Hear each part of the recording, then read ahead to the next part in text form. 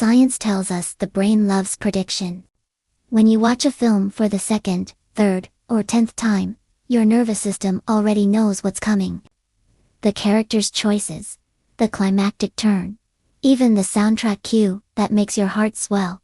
It's all familiar. In a world that often feels unpredictable and overwhelming, the brain finds relief in knowing what happens next. That predictability lowers stress and stimulates dopamine in a safe, steady rhythm. It is comfort disguised as entertainment, a rehearsal of certainty in a sea of unknowns. Psychologists call this the mere exposure effect. The more often we encounter something, the more we tend to like it. Rewatching movies offers a small sense of control, a loop where our emotions can move safely. We can cry, laugh, and feel the tension we already know will resolve.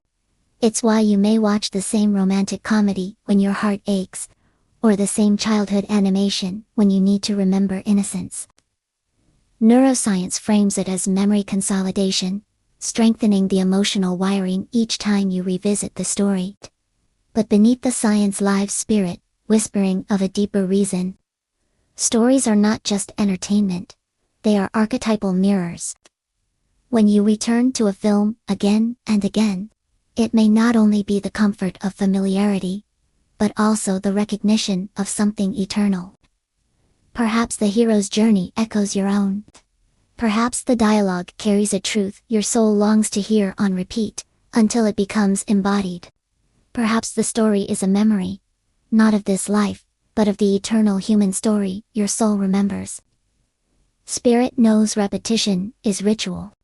To rewatch is to rehearse your becoming. It is to step back into a familiar doorway, not for escape, but for remembrance. The same scene touches you differently each time because you are no longer the same person who watched it before. The movie has not changed, but you have. What you seek in it is not the plot, but the reflection, a mirror of your soul's journey, projected on the screen.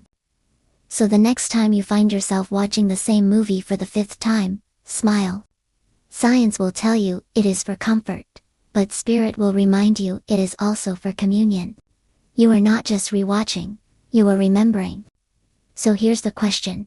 What film do you keep returning to, and what forgotten part of yourself might it be calling you to remember?